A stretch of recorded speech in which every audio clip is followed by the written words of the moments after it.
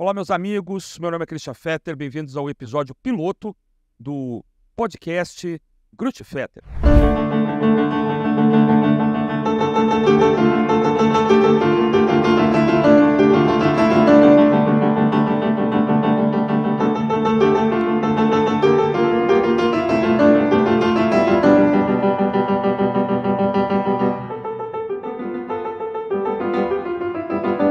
Estou aqui com meu amigo Flávio Grut, nós somos professores, advogados.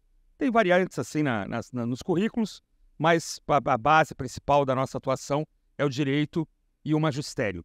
Nesse podcast vamos falar sobre o direito, sobre a vida, vamos falar sobre história, filosofia, rock and roll. Vamos falar basicamente sobre o que a gente bem entender e tentar aqui chamar a atenção dos nossos alunos, amigos e ouvintes. Flávio, apresente-se, por favor. O rock and roll foi por sua conta, Deixa né? o rock and roll comigo. Não, o rock and roll foi por sua conta. Pode deixar que eu me encarrego.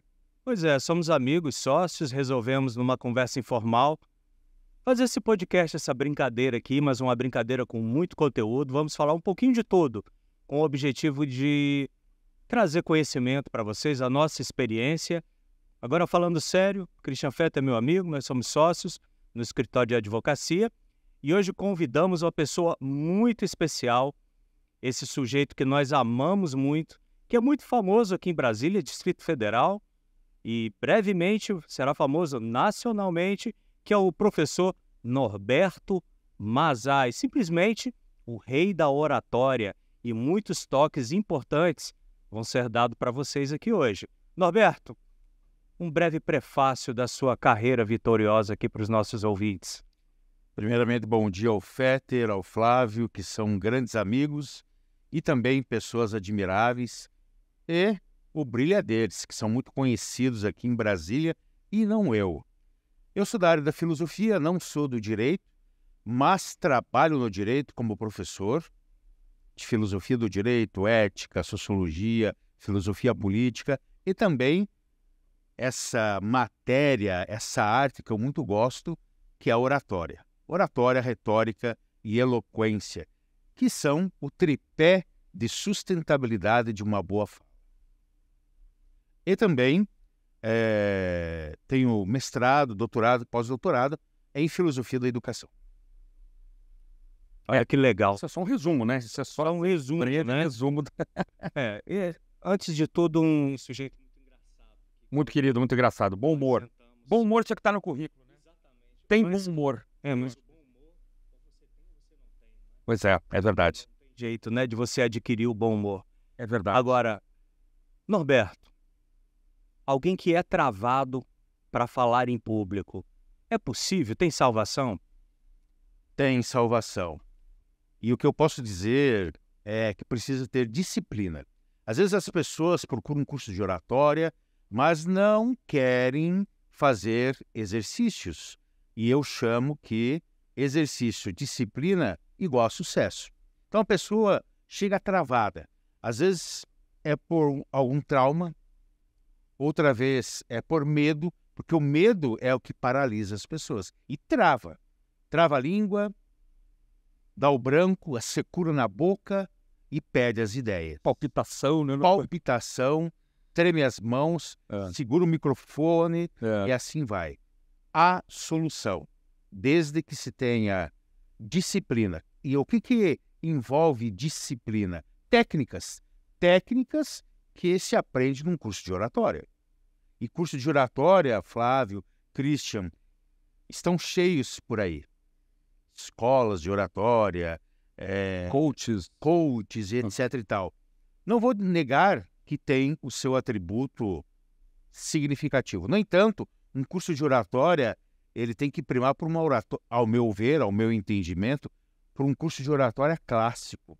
Porque hoje, o mais do mesmo está tomando o mercado. É verdade. E nós não precisamos do mais do mesmo, nós precisamos de pessoas qualificadas, pessoas realmente que tenham uma expertise no falar. E eu sempre costumo dizer, falar, todos falam. Falar bem, nem todos. Ô Norberto, quando é que você percebeu na sua vida, na escola ou na faculdade, que você tinha facilidade, ou quando é que você rompeu a dificuldade de falar? Em que momento isso aconteceu? Porque a gente falava sobre isso em off na sexta-feira, bem off, né, na sexta-feira. Quando é que a gente percebeu? Mas eu queria ouvir isso de você. Quando é que você sacou? Poxa, as pessoas gostam de me ouvir, o professor gosta que eu leia a minha redação. Onde e quando isso aconteceu? Tu queria complementar? Foi a questão da voz também. O Norberto é uma voz muito forte, né? Eu não sei, até gostaria que você acrescentasse se a voz grave dá mais coragem. Então, boa pergunta, Christian e Flávio. Eu percebi que eu tinha uma boa oralidade e uma boa eloquência quando eu era adolescente. Uhum. E eu era alguém que participava ativamente da igreja. Uhum. E aí sempre me chamavam para fazer as leituras, o comentário da missa. E ser comentarista na missa era uma vitória, né? Que comanda tudo. E a minha voz era agradável, boa. E eu já fazia um treino sem saber que era um treino muito significativo para todo aquele e aquela que estão interessados na oralidade. Ir para o espelho. Ir para o espelho, olhar-se e trabalhar com a leitura, com as vírgulas, com as pausas, dar entonação. Isso ninguém te falou. Ninguém me falou, foi automático. E a minha mãe ficava me olhando, pá, o meu filho fala muito bem. E depois eu fui para o seminário, que eu estudei para padre mais de 15 anos. E lá eu tinha aula de oratória, toda semana. E lá eu só enriqueci com grandes técnicas. Inclusive esse meu curso que eu dou são técnicas que eu aprendi lá. Claro que eu aperfeiçoei algumas coisas. E até hoje ainda os meus amigos e os meus formadores me consideram como um bom orador e na época era o mais expert da turma. Então, pode acontecer que você já tenha naturalmente uma facilidade. E quem não tem facilidade, você pode adquirir fazendo um curso, aprendendo técnicas e, repito, exercitando disciplina. Uhum. Tu lembra quando foi o teu start, assim? Eu lembro. Eu não tinha o hábito de falar em público. Certa vez eu trabalhava num órgão público, teria uma reunião, e eu esqueci dessa reunião. Eu ia apresentar a minha unidade, que era uma das mais importantes de um grande tribunal. E me lembraram de manhã, Flávio, você vai apresentar às 16 horas, ou melhor, às 14 horas, pior ainda. Falei, como? Não, é verdade. Aí o que eu fiz? Vou ter que falar alguma coisa. Quando eu cheguei lá na frente, eu fiz 6 slides como apoio, e quando eu olhei na plateia, todos os ministros da corte. E eu representava a assessoria jurídica daquela corte. Lembrei do meu saudoso pai, que falou, Flávio, meu pai falava muito bem, com eloquência, ele tinha mais ou menos o tom de voz do Norberto, mas ele era um sujeito também muito bem-humorado. Ele falou, Flávio, quando te der frio na barriga, solta uma piada, brinca, você tem bom humor? Falei, ok. Quando eu subi no púlpito, vi aquelas autoridades, todos os meus amigos, eu joguei uma piada e deu muito certo. Quando eu joguei a piada, é um risco, porque se você jogar mal a piada, você vai cair no ridículo. E aí, quando eu vi as pessoas rindo, inclusive as autoridades, eu falei, opa, comecei bem. Só faltam 19 minutos agora, que eram 20 minutos. E foi fluindo, acabou, fui muito aplaudido. No cafezinho, muitas pessoas vieram me cumprimentar e a minha caixa de e-mails lotou. Dezenas de pessoas dizendo o seguinte, Flávio, você foi muito bem. Falei, opa, então foi algo intuitivo, foi algo orgânico, vou tentar aprimorar isso. Foi aí que começou. Mas eu já era adulto. Agora, quando eu era criança, Christian, adolescente, eu tinha vergonha de falar presente na chamada. Se eu chegasse atrasado, eu tinha vergonha de entrar na sala porque a minha cadeira era uma das últimas, todo mundo ia me ver. Eu tinha vergonha de atravessar a rua porque todo mundo que estava parado ia me ver. E, de repente, soltou. Não teve um momento X, eu não tive um treinamento para começar. Depois eu fui ler, fui tentar melhorar.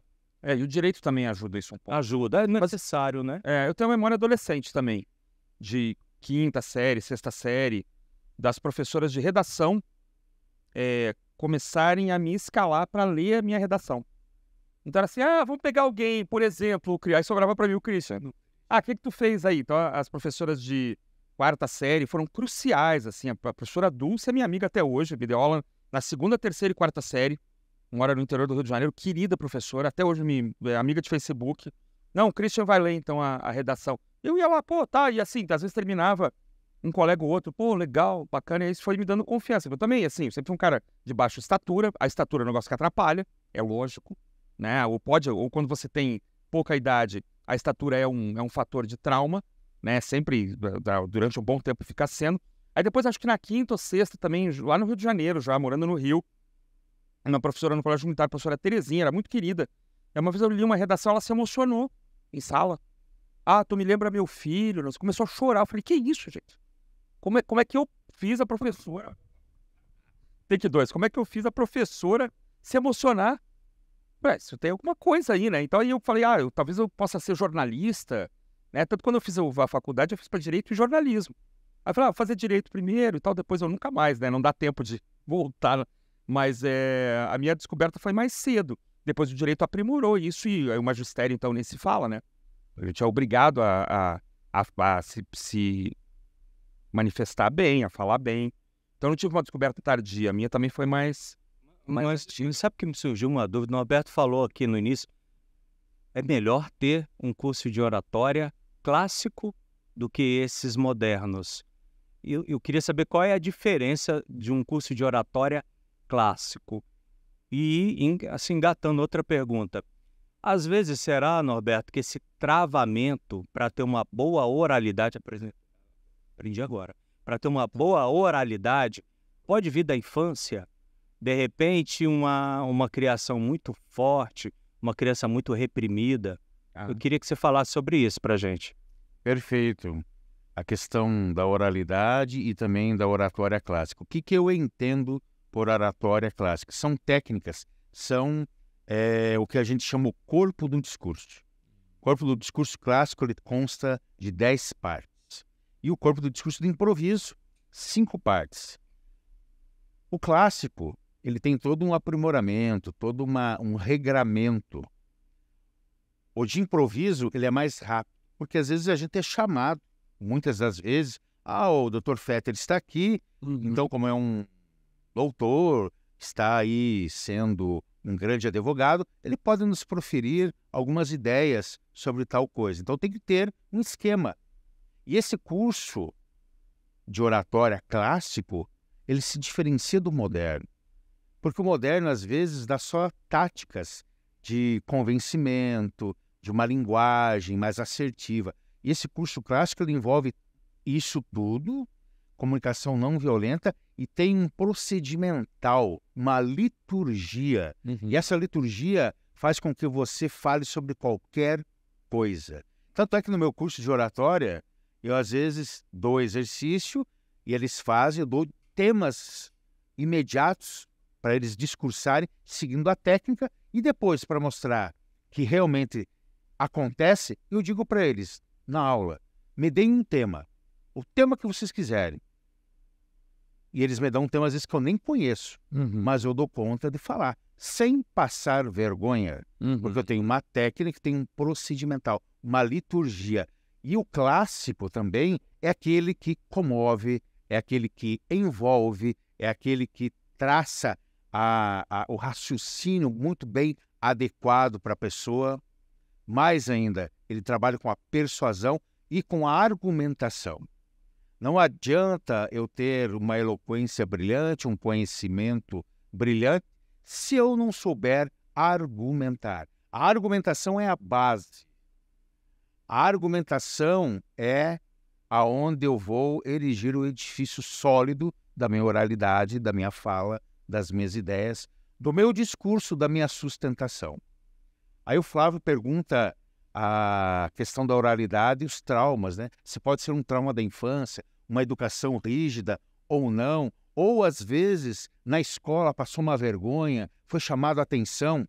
Isso acontece. E isso marca muitas das vezes as pessoas. Recentemente, eu tive um aluno brilhante o aluno, tá? Lê os grandes clássicos, inteligentíssimo, mas quando ele vai falar, é uma voz baixa, é uma voz para dentro. Ele não convence ninguém. Você tem que forçar o ouvido para entendê-lo. Aí falta o quê?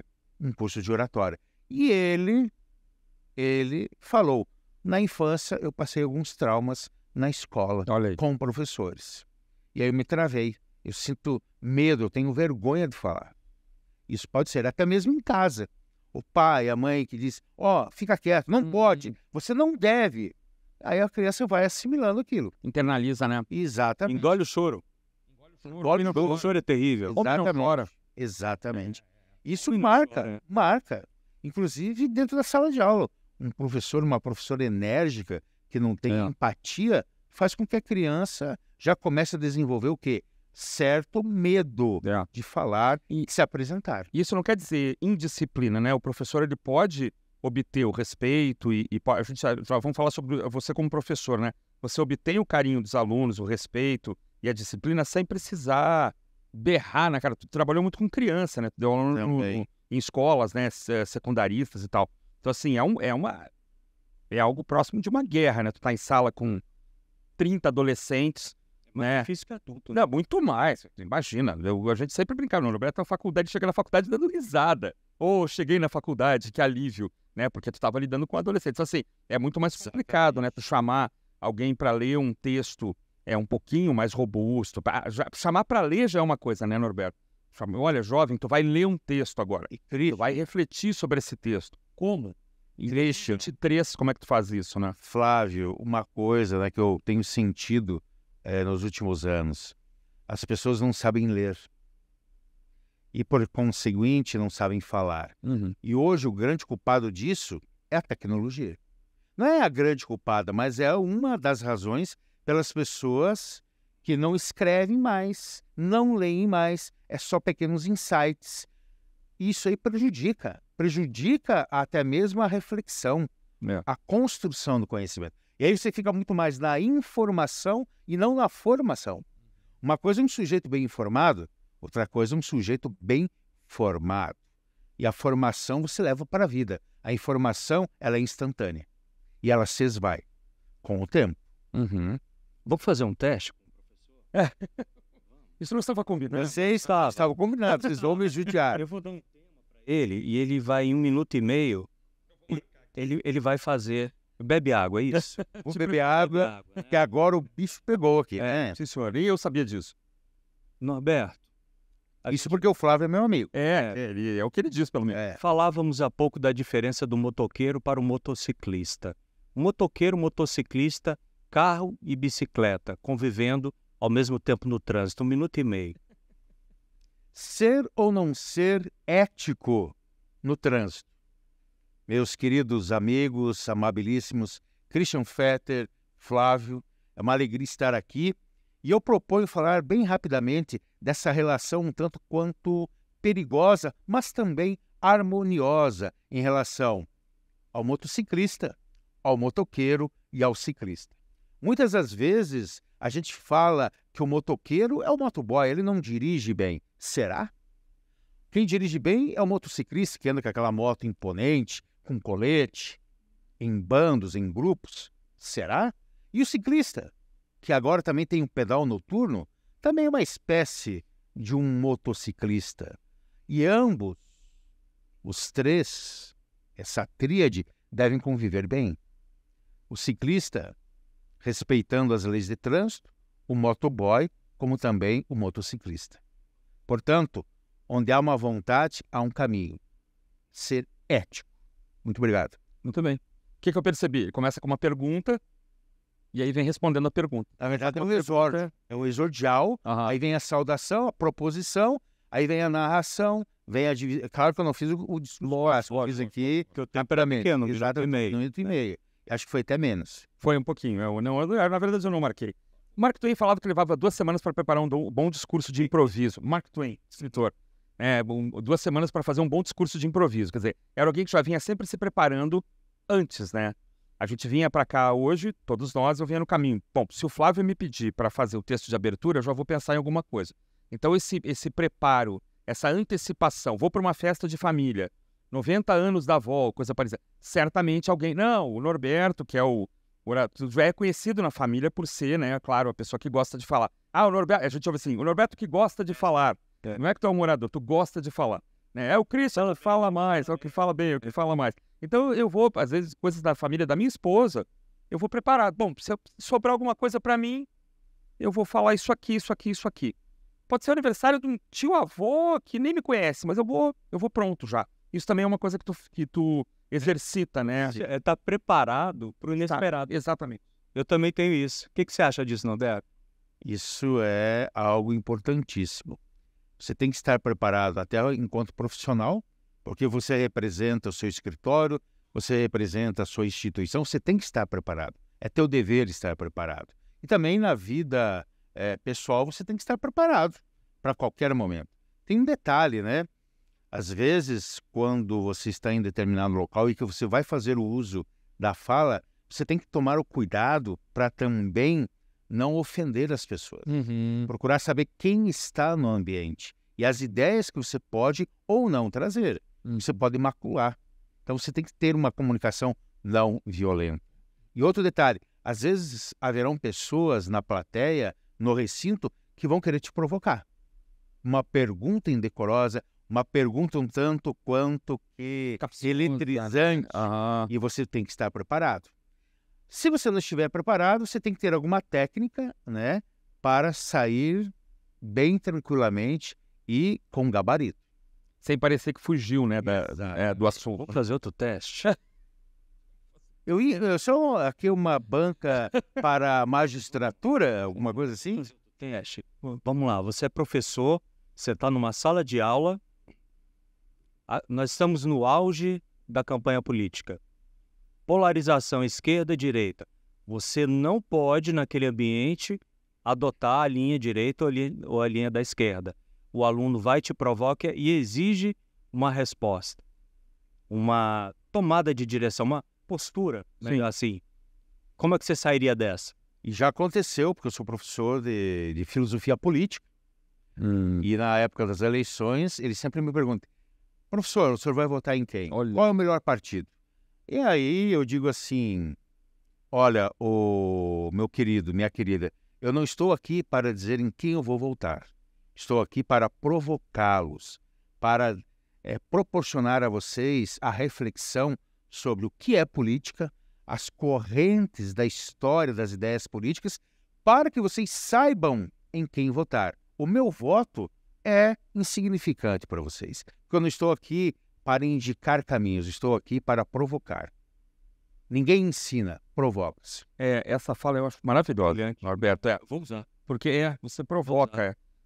De fato, se você pensar bem, se você ensinar ao aluno, ou pelo menos passar ele os caminhos para ele entender todas as vertentes, ele vai se identificar com uma, ele não precisa da tua opinião. E mais, o aluno que te admire demais, ele pode ser influenciado por uma... Eu gosto mais desse candidato. Puxa, se o professor que eu gosto tanto, e aí tu não ensinou ele a pensar nas consequências daquele voto, né? Ou mesmo na consequência da escolha. Por exemplo, Cristian, o que você gosta, e aí não dá, né? Flávio, nas últimas eleições aqui, né, Bolsonaro e Lula, que eram os principais, os alunos estavam me provocando toda a aula. Aí eu tive uma piada. Eu falei, é o seguinte, a soma das legendas dá 4. 3 mais 1, 4. 13, né? 2 mais 2, 4, 22. Pronto, respondi uma piada. Você estava preparado para o inesperado. Eu estava preparado. Que não era para o tão inesperado. Exatamente. Uma vez eu respondi assim, olha, o voto é secreto. O voto é secreto. Mas é secreto, de fato é. Eu não vou aqui abrir essa discussão com vocês, porque não vale a pena. Agora, eu lembro de um aluno comentando assim, olha, mas eu, prestando bem atenção na sua aula, professor, a gente consegue ter uma ideia. Eu falei, bom, você consegue, alguns não conseguem, tudo bem. E tem um detalhe, isso eu vou falar para nós aqui que somos professores e quem porventura está nos ouvindo. Você não pode ser um professor ditador. Você não pode impor as suas ideias porque você gosta. Você tem que levar o aluno a ter um leque de possibilidades de entendimento sobre uma temática. Por exemplo, estamos no auge da questão da democracia. Eu dou aula sobre a democracia. Aí eu trago vários autores que mostram os prós e os contras. Eu não vou dizer, é isso ou aquilo. Eu apresento as ideias dos autores para que eles possam pensar, refletir e não sejam mais um no meio da massa. Acho que essa é uma das grandes características. E você não pode ser doutrinador, massificador. Você tem que levar as pessoas a pensar. E a gente está num momento, né, Roberto? Eu não sei se era assim quando a gente era criança, porque eu não lembro mais. mas você tem uma impressão numa certa fase da Claro vida. que não lembra mais, né? Faz muito tempo. Mas tem uma sua idade, né? Claro. Meu amigo, tem uma época da vida que você acha que o mundo começou quando você nasceu, né? Você não passa por isso, não tinha nada antes, né? Eu lembro de uma entrevista, eu falei que ia falar de rock and roll, com o guitarrista Ronnie Wood, dos Rolling Stones, que ele fala, minha filha é adolescente, agora isso tem muito tempo, ela veio me trazer Jimi Hendrix para eu escutar. Pai, tu tem que ouvir isso aqui, cara, Jimi Hendrix. Ele assim, eu conheci o Jimi Hendrix, filha. Mentiroso, que conheceu, mas ele era meu amigo, que ele morreu muito cedo. Então assim, parece que o jovem está descobrindo umas coisas agora, né? Os temas polêmicos, vamos lá, né? Aborto, ditadura. Parece que começou hoje, né? E o professor de filosofia, de história, né? Ele tem essa obrigação de dizer, olha, a história se repete. Esse evento que aconteceu aqui nesse determinado momento, ele aconteceu, sei lá, na França há 100 anos, nos Estados Unidos há 200. Mas o aluno entende assim, como é que eles resolveram esse problema, como é que eles encararam essa coisa.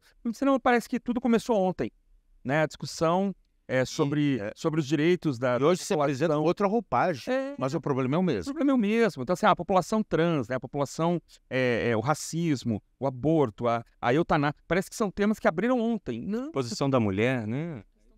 Claro. Assim, tem 200 anos de discussão sobre isso, né? Você tem a Olympe de Gouges lá na França, foi degolada porque estava se metendo na política, pelo menos parte da história é essa, né? Estava querendo se miscuir em assuntos masculinos, foi degolada. 200 anos antes a mulher seria considerada bruxa e seria queimada viva. Então assim, né? São momentos da história, né? Que você tem que trazer, né? Você faz isso, né? Como você faz isso, Norberto? Como é que você... Eu vou falar de um troço de 200 anos atrás.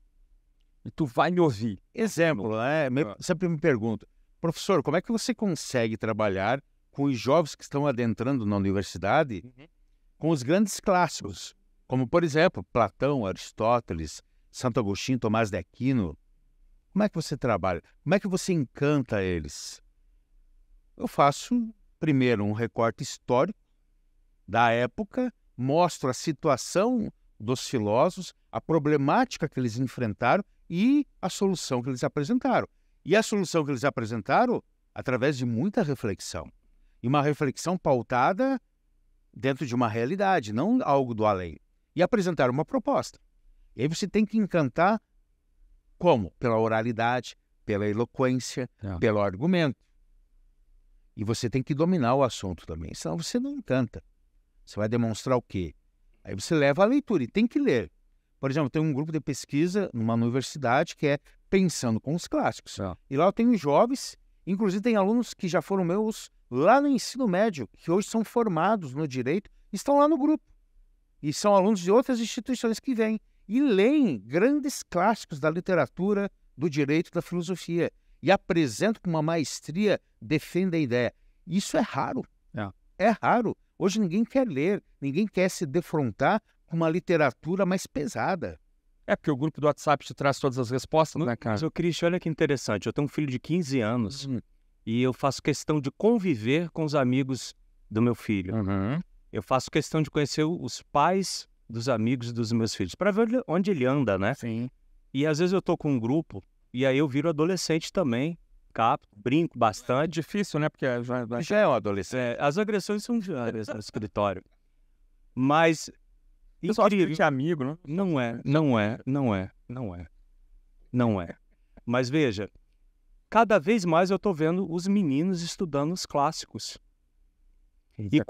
Agora, se você pegar só a tradução dos clássicos, não fica sedutor. Então tem bons autores que pegam as ideias de Platão, de Sócrates, de Nietzsche, e colocam numa linguagem atual e isso seduz. E os problemas que eles enfrentaram são os mesmos que nós enfrentamos hoje. Claro, com roupagens diferentes, né? Isso é muito bacana, me dá felicidade. E falando de docência, eu acho que você também já foi examinador, né, de teses. O Cristian já, né, Cristian? Eu também já fui, né? Fizemos algumas bancas juntos. E eu me lembro certa feita que um rapaz chegou e ia ser a quarta tentativa de ele defender o TCC dele. E ele começou muito bem. E eu percebi, e sempre eu brinco bastante, até para deixar o sujeito solto. Eu percebi que ele estava numa sudorese muito forte. Coitado. e deu 2 minutos, 3 minutos, ele se urinou. Nossa. Foi uma situação muito difícil. E ali foi a 5ª vez que ele não conseguiu.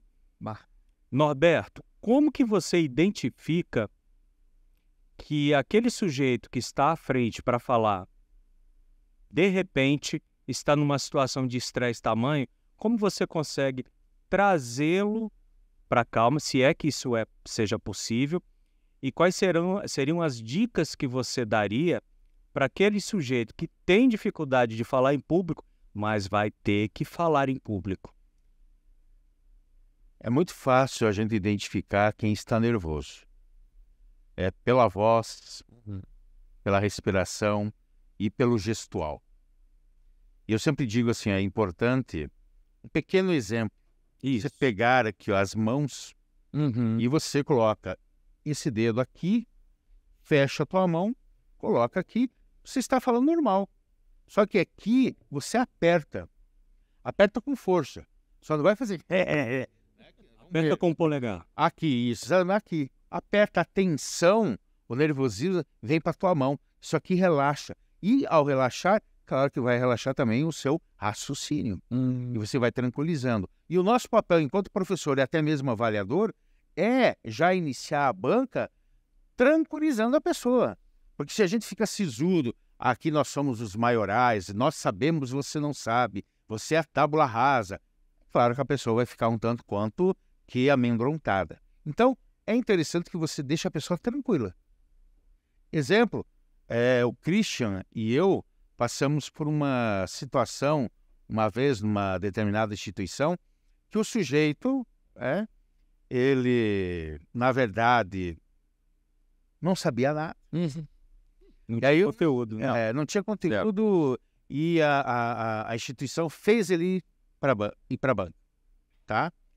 Aí teve um avaliador, além do Christian, e que disse, e eu me senti constrangido, o Christian também, ele falou, meu amigo, porque se faziam perguntas, ele dizia simplesmente assim, não sei, doutor. Fazia a pergunta, não sei, doutor. E aí o guri, você via que ele não sabia. O trabalho dele era... plágio. É chato dizer se a gente não sabe nem se foi ele que fez o trabalho, na verdade, né? E aí o que aconteceu? Um outro professor da banca começou, meu amigo, vou te dizer uma coisa. Você pensa que você está na Disneylândia e nós somos aqui os palhaços? Você tem que rever aonde você está. Você está numa universidade. Aí o guri começou a chorar. E aí acabou. E vai levar isso para a vida inteira. E levou para a vida toda. Então, a gente tem que tomar o cuidado. Aí tem que ter uma delicadeza. E tem que ter, até mesmo, não levando essa palavra pro achismo, mas é ter compaixão pelo outro, colocar-se no lugar do outro. Às vezes o aluno não entendeu ali o que é aquele momento, né? Como aquele momento é importante para ele, como aquilo marca, né? Eu dizia em sala de aula uma época, olha, não se preocupem comigo, com a imagem que eu vou levar de vocês. Se preocupe com a imagem que o colega do lado vai levar de ti. Porque ele pode ser o teu empregador no futuro, ele pode ser alguém que já está num escritório... Porque assim, tu tá com o teu colega do lado ali, então é o cara que tenta colar na prova, que não faz os trabalhos, que não participa e tal. Bom, no futuro eu estou num escritório e tu chega para uma entrevista de trabalho com o Norberto. Norberto, assim, o Christian aqui, não, esse foi meu colega aí. Picareta não contrata esse cara. O pior inimigo é o teu colega do lado. É o cara que vai falar bem de ti, olha, era um excelente, nossa, era brilhante. Que o Flávio tá querendo entrar no escritório, não perde o Flávio. Mas é o cara que vai ter também aquilo lá. Chegava bêbado, a gente já teve casos de aluno que chegava embriagado em sala de aula, deve ter passado por isso também. O que o colega vai dizer de ti? Que tu vai trazer para o escritório um ébrio, né? Picareta? Não vai. E comprou o TCC. Então, olha, a imagem que eu vou levar de vocês é de alunos que foram dedicados e tal. O colega do lado, ele tá te olhando o tempo todo, ele vai fazer no futuro. E isso não é história, isso é realidade, porque a gente já passou por isso. Por isso eu sempre começo as aulas dizendo, o fim depende do começo. Começou bem, vai terminar bem. Começou mal, endireita, senão vai terminar mal. E eu sempre falo isso, Christian. Olha para o seu colega do lado, hoje no início, e depois ao final da universidade. Você contrataria ele para o teu escritório para ser seu sócio? E eu pergunto, Christian, você se associou ao Flávio, por quê? E eu me associei porque eu não conhecia ele na juventude. Ah, tá. Né? Nós fomos enganados, na verdade. Não foi um engano mútuo, né? Era a tua vez de perguntar ou a minha? Sei lá. Sei. Mas eu vou perguntar. Não pergunte. Ó, Flávio, Vamos fazer mais um teste, não. Aí eu vou dizer, eu vim aqui para uma banca. Mais um teste. Norberto, eu participei de alguns congressos na qualidade de palestrante, ora na qualidade apenas de ouvinte, na plateia. Palco grande. O que eu observei? A maior parte dos oradores permanece presa no púlpito. Outros, quando não estão no púlpito, estão numa parte do palco, estáticos. Às vezes tem até uma oratória muito boa, uma oralidade bem acentuada. Gostei desse negócio de oralidade, uma oralidade bem acentuada. Eu já tenho uma tendência, eu gosto de ocupar todas as partes do palco. Não ficar como um papagaio no puleiro, como brinca, né? Andando para um lado para o outro. Mas eu acho que é uma forma de você respeitar todo o seu público. Ora você se postar aqui na esquerda, ora no centro do palco, ora na direita. Outro ponto que eu observo muito quando o orador, o palestrante está tenso. Ele começa dizendo, hoje eu estou tenso. Por isso que eu não consigo... Desculpando, né? Exato. Isso é horrível. Aí bota a mão no bolso, fica com a mão no bolso o tempo todo ou fica rodando uma caneta. E o que eu percebo? Quando o orador se desmoraliza logo no início de uma palestra, as pessoas não vão prestar atenção. Eu acho que os 3, 4 minutos iniciais, quiçá os 2 minutos iniciais, são cruciais para você seduzir o teu público e perceber se eles vão ficar contigo até o fim. Queria que tu falasse um pouquinho a respeito eu vou emendar da presença do palco. Pois não. Junto com a sua. Talvez assim, os 3 piores erros que a pessoa pode cometer, o primeiro seria talvez pedir desculpas de antemão. Mas pelo que não fez, né? Pelo que não fez. Olha, eu quero começar me desculpando porque eu não preparei. Já perde a atenção de todo mundo. Tem coisa pior? Vamos lá. Temos o equivalente. Algumas coisas desaconselháveis. O Flávio já colocou algumas. Primeira questão. Vamos lá. Você, assim como disse o grande orador Cícero, ele fala do captatio benevolentiae. Ou seja, o momento de você captar a atenção das pessoas. E o momento de você captar a atenção das pessoas não é com um bom dia, um boa tarde, uma boa noite dizendo quem você é. É um tiro no pé. Isso é oratória hoje comum. Aí a oratória clássica vai dizer que não, preciso do exórdio. E o exórdio ele capta a atenção daqueles que estão te ouvindo. O que é o exórdio? O exórdio é uma frase, é uma máxima de início, que você pode pegar de grandes pensadores, da literatura, da filosofia, do direito, ou também você pode criar. Aquele teste que você fez comigo, eu criei. A pergunta, né? A pergunta. Sim. Pode ser uma pergunta, como pode não ser. Vou fazer um exórdio aqui, ó, que tem a ver com a pergunta que meus 2 amigos aqui me fizeram. De tanto ver triunfar as nulidades, o homem chega a ter vergonha de ser honesto. Rui Barbosa.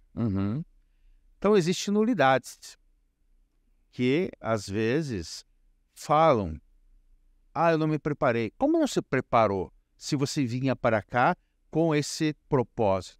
Outra coisa, estou tenso. Não diga isso, em momento algum. Mas é honestidade. Não é honestidade. Isso aí é um descaso com você mesmo. E a questão, ficar na tribuna, ficar andando, isso depende de onde eu vou estar. Em determinados locais, não tem como eu sair da tribuna. É verdade. Em determinados locais, eu vou estar na mesa, né, composta. E aí tem algumas pequenas questões. Se eu estou na mesa, tem espaço, tipo um palco mais à frente, que eu possa me movimentar, todo mundo ficou falando sentado na mesa. Agora eu vou levantar? Eu vou ser o diferente de todos? Vai, por que não? Então eu peço licença à distinta mesa, vou proferir a minha fala em pé. Levanto-me, pego o microfone e vou para frente. Eu me sinto amarrado de falar sentado. Olha aí, tem pessoas que se sentem seguras na mesa ou no ambão. Então, dependendo do local, é interessante andar, mas não como papagaio no puleiro. Vai e volta, vai e volta. Isso é boa, né? Papagaio no puleiro. Essa eu gostei, aprendi hoje. Adorei. Já fez? Ou, às vezes, você está até mesmo na tribuna e faz movimentos pendulares. Então, como disse, muito bom. O grande pensador, irritador, fica assim, ó, ou mexendo os pés, ou ficando mexendo nas mãos, ou apertando a caneta, ou arrumando a gola, arrumando o blazer, ou mexendo na aliança, no anel, ou a mão no bolso. O Flávio colocou muito bem. A mão no bolso parece um descaso, parece um playboy. Diferente. Eu vou num tribunal, vou numa fala mais, digamos assim, clássica, eu não posso ficar com as mãos no bolso. Agora, se eu vou falar para jovens, por que não? E aí entra os gestos que o Christian me perguntou, né? O que é desaconselhável? Ficar dizendo que está tenso, pedindo desculpa porque se equivocou. Evite isso. Outra coisa, gestos desaconselháveis, como eu acabei de colocar, não é bom. Esse movimento pendular, ficar segurando, às vezes, a tribuna ou se jogar em cima da tribuna. Tem gente, inclusive, que dá cursos de oratória e se diz, às vezes, os grandes oradores, e se joga em cima da tribuna, com os braços apoiados na tribuna ou batem na mesa. Gente, isso não se faz. São gestos, posturas desaconselháveis. Ô Norberto, você falou como começar, né? O exórdio. E terminar também é uma arte? Também é uma arte. E para terminar, vem, na verdade, uma parte do corpo do discurso. Tá? Antes do fim, vem o modus procedente, onde você dá pistas de ação. Como pode você dar uma palestra, fazer uma fala, ou até mesmo uma sustentação, e aí não faz o pedido. E aí, como vamos proceder a partir de então? Isso é uma parte. E para terminar, vem o epílogo, ou a peroração, que também é uma frase, ou uma pequena mensagem. E diz, muito obrigado. Exemplo do epílogo. De epílogo? Aquele discurso que eu acabei de fazer aqui, né, bem rápido, de 1 minuto e meio, que eu falei sobre motoqueiro, motocicleta, motoqueiro e ciclistas. Eu posso terminar com o epílogo dizendo assim: Flávio e Fetter, os fins não justificam os meios. Portanto, seja educado. Perfeito. E recentemente aconteceu uma coisa, né? Nunca cite o que você não sabe. Porque às vezes pode ser um dado, pode ser uma pesquisa, e alguém na plateia conhece a pesquisa, conhece o dado e vai te dizer: o senhor está equivocado. Para não dizer o senhor está errado, o senhor é um charlatão. Da onde o senhor tirou isso? Não existe isso. E aí como é que você fica? Você perde todo o rebolado, como diz o ditado popular. Eu participei de uma banca em que a aluna me citou. Como bem disse o professor naquele texto publicado na revista tal, tananã. Eu disse, eu não falei isso. Eu tive que interromper, eu falei, desculpa, esse trecho... Na verdade, o trecho não estava errado, mas não era meu. Era um Apud. Eu tinha citado outro, eu estou citando outro autor. Então, cuidado, porque você está atribuindo a mim uma fala de um outro autor. Quando, na verdade, esse trecho que você pegou está entre aspas. Né? Então, assim, eu parei na hora, para não deixar passar. Não sei se fiz bem de interromper a aluna no meio do TCC, que isso me chamou tanta atenção que eu não me controlei. Não sei o que tu faria. Eu falei, peraí, eu não disse. Fez bem. Eu falei isso. Engraçado. Complicado, né? Então, hoje, às vezes você vai na Suprema Corte, você vai dar uma aula, você vai dar uma palestra, você vai dar um curso, você tem que cuidar com o que você cita, como você cita. E citar, né? Se você está extraindo... Mas você interrompeu na sequência? Na hora. Eu fiquei tão assustado que aí eu tive uma reação... Mas você não acha que a interrupção apontando o equívoco não pode ter... Pode. Embaralhado? Não, depois eu lamentei. Eu poderia ter feito isso logo depois da fala dela. Mas eu resolvi... Me assustei com a situação, não tinha me acontecido ainda. Eu acho que nem aconteceu de novo. Mas eu disse, só uma coisinha, e a frase que eu usei foi ruim. Olha, eu não disse isso, pô, eu falei desse. Claro. Né? E aí depois eu falei, olha, tá correta a citação, mas é um trecho em que eu tô citando, sei lá, o professor Caio Maia da Silva Pereira, eu tô citando outra pessoa. Então, aí como o Cristo poderia ter falado? Só um momento, querida. Eu errei. Olha, eu acho que na tua leitura tu interpretou que fui eu, mas na hora eu citei alguém. Tá? Não era melhor no final? No final, claro, no final. Hoje eu não tenho Na hora dos comentários, né? Mas na hora que ele fez abruptamente, ele poderia ter feito assim, né? Mas aí foi isso, né? Foi um erro. E aí eu acho assim, é legal a gente falar também que a gente erra. Sim, claro. Exatamente. Inclusive, aqui nós já deveríamos, acho que talvez tenhamos errado. Sim. Em algum momento. Uma fala sem o S, alguma coisa. Tranquilo. Todos erram. Sim. Tá? Errar é humano, mas permanecer no erro é burrice. Não reconhecer também, né? Correto. Norberto, quando eu vou enfrentar um grande público, se eu tiver o domínio daquele conteúdo, conhecimento, não tenho problema nenhum. Mas se for um tema que eventualmente eu não tenho domínio do conhecimento, porque às vezes nós somos chamados para falar de uma matéria que não é aquela que nós temos a familiaridade maior. O que eu procuro? Eu consigo me acalmar com a respiração. Incrível como a respiração faz toda a diferença. Eu procuro na plateia, isso eu falo muito para os meus alunos também, que têm dificuldade de falar, rostos amigos. Porque se você tem uma plateia, por exemplo, de 300 pessoas, eu acho que da quinta fileira para trás a gente não identifica rostos. Você que tem a visão boa, eu já não consigo da segunda. Mas não é interessante quando você vê rostos amigos? Porque você fixa naqueles rostos amigos e você respira, você readquire a confiança e aí flui. E outro ponto que eu utilizo bastante são alguns gaps, algumas histórias interessantes, alguns links interessantes, algumas brincadeiras. Isso quando você naturalmente tem um bom humor. Porque um sujeito que não tem bom humor, que não é engraçado, se ele tentar ser engraçado, vai ser patético. Então, isso funciona bastante. Eu queria que você falasse algo a respeito dessa minha técnica, dessa nossa técnica. É a técnica que eu também trabalho. Exemplo, você está falando. E às vezes tem pessoas que estão com uma fisionomia sisuda. Você pode dizer, não estou agradando.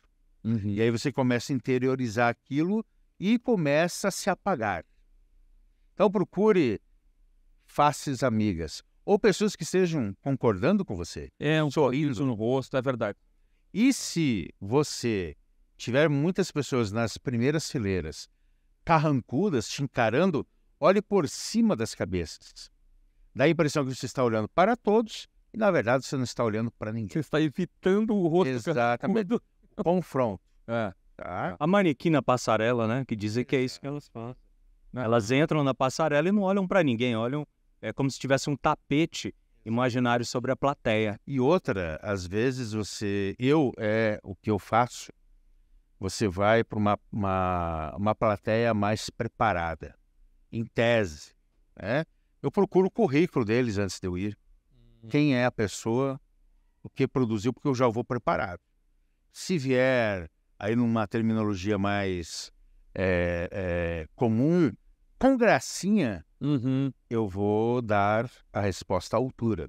Porque às vezes as pessoas gostam de provocar, mas provocam não por querer conhecer, por querer engrandecer o evento, e sim para ver o orador de calça curta, que a gente chama, né? Desesperado. Isso pega mal. E às vezes querem aparentar saber quando não sabem. Então, às vezes, você tem que ir bem preparado. E outra, como sair de perguntas assim, um tanto quanto que provocativas no sentido negativo? Como é que você sai dessas perguntas? Então, você agradece a pergunta importante quando você cita tal, e aí você segue o que você quer e passa por um nível mais acima. Então, para tudo isso tem que ter delicadeza, tem que ter jogo de cintura e tem que ter expertise. Porque se você se desesperar, a tua fala vai por água abaixo. Ô Norberto, como é que você traz isso para a sua vida cotidiana? Né? Quer dizer, todo esse conhecimento de oratório, de oralidade, de técnicas de argumentação e tudo mais, você, às vezes, numa situação cotidiana, um problema num restaurante, uma questão familiar para ser resolvida, né? Alguma coisa ali no trânsito, você consegue aplicar também todas essas técnicas, toda essa tranquilidade, essa organização do pensamento, para às vezes entrar num debate no meio da rua e se sair, ou dentro de casa, que às vezes é muito mais complicado o debate dentro de casa, né? Todos nós aqui somos casados sabemos que às vezes tem que... Não há debate. A gente... A obediência. Quer dizer, o diálogo. Que, às vezes é assim, bilateral. Vocês do direito, né? Vocês estão então, inventando moda aí. Eu acho que essa pergunta é a mais difícil que vocês já me fizeram aqui. Por quê? Vai depender do teu humor, do teu estado de ânimo, porque às vezes no trânsito você já está, que nem agora. Aconteceu comigo agora, antes de eu vir aqui encontrar com vocês, tá? Estava saindo de casa, do meu condomínio, e aí tinha um carro parado na saída, que não era do condomínio, mas estava parado. O trânsito, o semáforo estava fechado, não vinha carro nenhum. E ele parado na saída do condomínio. Buzinei uma vez, nada. Parado. Falando no celular. Buzinei outra vez, nada. Aí eu grudei a mão na buzina. E aí me veio na cabeça o quê? Eu vou descer do carro. Eu estava com a minha esposa. Aí eu falei, não vou descer. Buzinei. Aí o cara ainda foi bem devagarzinho. Daí eu acelerei, olhei. Quando eu olho, era um idoso. Olha só. Mas um idoso sarcástico. Provocador, no sentido negativo. Aí depende do teu humor, aí que acontece as grandes fatalidades. Aí acho que você tem que ter equilíbrio emocional. Se você não tiver, não adianta oratória, não adianta argumentação. E aí entra a questão psíquica. Hoje a gente cuida muitas vezes do intelecto e descuida-se da alma, do espírito. Aí não adianta. Aí fala, pensamento positivo, né? Pensamento positivo, ele engrandece. Ele não é para adoecer. Ele não é a solução, não é um milagre, mas ele te ajuda. Então você tem que ter um equilíbrio emocional psíquico. Inclusive quando você vai fazer uma palestra para autoridades, você vai fazer uma sustentação num tribunal, você precisa ter esse equilíbrio. Então, você precisa do argumento, da reflexão, da oratória, oralidade, da eloquência, mas você tem que ter o equilíbrio emocional. Então é respirar, como disse o Flávio, respirar, ter um pensamento positivo. E eu vou dizer mais, é uma técnica que eu utilizo, eu falo, às vezes as pessoas não acreditam. E qual é essa técnica? Eu vou dormir, eu sei que amanhã eu tenho uma atividade que vai ser uma fala, uma palestra. Eu durmo pensando, já eu indo no palco, eu indo na tribuna, e já como eu começo e falando. Eu adormeço com aquela ideia. Olha só. Outro dia, quando eu levanto, eu vou tranquilo. O senhor nunca fica nervoso? Claro que eu fico. O dia que você disser que você não fica nervoso, que você é o cara, cuidado, você vai cair. É normal você ficar nervoso. Só que você tem que ter equilíbrio. Mesmo depois da terceira buzinada, Mesmo da terceira buzinada, você tem que ter equilíbrio. É difícil. Eu acho que o trânsito é o nosso grande desafio, né? Exatamente. Aí, mas você sabe, né? Sempre na frente do condomínio, aí tem pais entregando filhos que usam de estacionamento a saída do condomínio. Sim. Paro. Teve um dia alguém que parou e foi levar o filho na escola e deixou o carro lá parado. Ninguém saía, ninguém entrava. Porque aquele condomínio eu conheço, só tem uma entrada. Eu paro muito, né? E aí? Ele só tem uma entrada. Na propaganda, folgado. Tu é folgado, hein? Então as pessoas perderam a noção até da boa convivência. Então tem que estar equilibrado emocionalmente. E aí a gente chama, né, até da comunicação não violenta. Sim. Você tem que puxar o freio de mão. E como diz na escola, né, quem é o adulto da relação? É você, né? Pensa que é você, então controle-se. E é difícil. Norberto, a gente está chegando aqui ao fim, dava para fazer vários, né? Puxa vida. Norberto é sempre muito rico. Faz uma minissérie pro Norberto. Não podíamos começar melhor, não é? Sem dúvida. Olha, eu às vezes fico olhando, eu gosto muito de comunicação, presto muita atenção nos repórteres, conheço vários, mas eu tenho um pouquinho de dificuldade de aturar as bengalas na comunicação. Já percebeu que os repórteres falam muito aí? Eu estava aqui na rua, Desafio pra mim. Melhorou, né? Para todos. Melhorou. O Christian, eu comecei a brincar com ele quando a gente começou a fazer eventos juntos. Falei, olha, tem que parar com o Né do Gaúcho. Ele parou, quase que acabou. Mas é uma vigilância constante. Pois é, mas teve a humildade, falou, eu tenho que melhorar isso, porque é chato. E a gente não vê isso. Então, Então, aí, e essas bengalas, como sumir com isso da vida? Ou eu sou neurótico de me perturbar? Você não é neurótico, eu sou neurótico, né, digamos, comigo mesmo. O que eu estou querendo dizer? Estou brincando. Você tem que se ouvir. Como eu não vou me ouvir? Eu estou falando e eu vou me ouvir? Claro que você vai se ouvir. Você está falando, você sabe quando você erra, quando você está repetindo ideias. Eu, Norberto, eu sinto, eu puxo o freio de mão. Como o Cris falou, eu tenho que me policiar. Isso é constante. Ainda mais para nós que trabalhamos com a palavra, com a fala e com o público. Então é um dever nosso ouvir-se durante a sua fala. E eu também gosto, por exemplo, se foi gravada, de me ver. Para não repetir gestos, para ver alguns erros. Isso é para a tua profissão, é para o teu dia a dia. E você tem que ter digamos assim, a capacidade de saber que você não é perfeito. E também respeitar a si mesmo os seus limites, mas não desistir. Tem que estudar, tem que ter disciplina. Isso é para qualquer profissão. Olha, deu uma boa ideia para a gente encerrar falando até dos nossos defeitos que a gente identifica, que o Norberto falou que é importante se ver.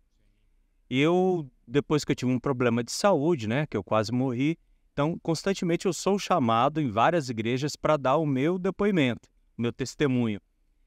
E eu comecei a ver a minha reação e o meu gestual no púlpito. E eu detectei um vício que é horrível no vídeo. Na hora que eu ia mudar de ideia, eu fazia assim com o ombro direito. Só com o ombro direito. Horrível. Como que eu descobri isso? Me vendo. Você já identificou, Christian, algum vício seu se vendo? Ou se ouvindo? Ou se ouvindo? O Né é um problema para mim, assim, que é de vigilância constante. É do gaúcho. Né? E é uma coisa que eu tenho que tomar cuidado também. Às vezes eu acho que um exagero no gestual.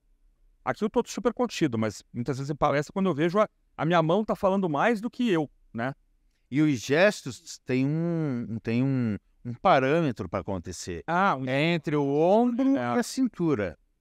É aqui, ó. Parece aeróbica. Não pode passar para lá. Tem palestra. Você já levantou o braço aqui algumas vezes acima do microfone. É o gestual. Acontece. Mas isso é a vigilância, né? E um detalhe, né? Aprimoramento, né? Constante. Dentro da oralidade, e a gente não tocou nisso, mas para finalizar, eu sempre trago uma pitada de filosofia.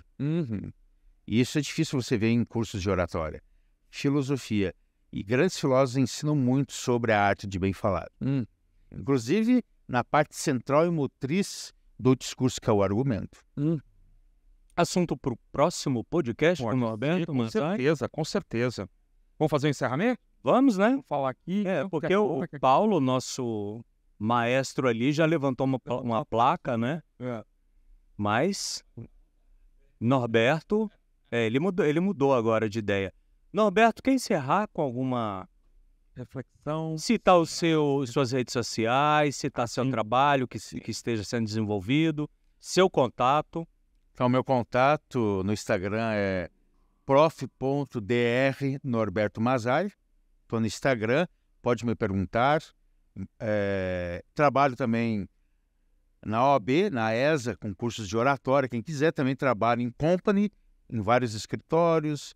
Dou palestras em vários eventos e também dentro de tribunais, cursos. A gente é professor, né, Flávio? Você sabia que a gente está organizando um curso para advogados iniciantes com você? Você está sabendo agora. Já está aceito, é só me chamar. E aí eu quero terminar citando uma pequena frase, né? De Aristóteles. Epílogo. Não, é o epílogo. Epílogo, tá vendo? De Aristóteles. Ele diz assim, acho que cabe bem para essa questão última que a gente conversou. As raízes do estudo são amargas, mas os frutos adocicados. Olha que maravilha. Obrigado. Muito bom. Legal. Muito bom. Bom, meus amigos, estivemos aqui hoje, então, no nosso primeiro episódio do Gruttifetter Podcast, que esperamos que frutifique, esperamos que gere outros programas tão interessantes quanto esse. Eu estive com meu amigo Flávio Grutti e nós conversamos com o grande amigo, grande figura, grande professor. Tudo Norberto é grande, né? A gente, inclusive na composição física. Não, mas isso essa imagem que eles vão ter é por causa do vídeo. O vídeo aumenta. O vídeo aumenta, o vídeo aumenta, né? Norberto, meu amigo, muito obrigado. Sempre um prazer estar com você. Seja assim, né, oficialmente e tal, seja na vida cotidiana. Você é um grande amigo, um cara muito bom e um cara que vale a pena a gente escutar sempre. Então, muito obrigado aqui pela presença, pelo ter aceitado o nosso convite sem ônus. Né? Sem ônus. No máximo, tomar um café. Exatamente. E eu é que agradeço a vocês dois, que são amigos de longa data e também são pessoas formidáveis. Além de bons profissionais, são pessoas. E para finalizar, então, não basta ser inteligente, tem que ser gente. Fechou. Chave de ouro. Flavinho, parabéns, muito obrigado. Obrigado. Isso, Norbertão. Opa, tudo bom. Nosso técnico. Nós vamos divulgar esse estúdio muito bom, que nos recebeu muito bem e que seja o primeiro de muitos. Obrigado, gente. É isso aí, um abraço.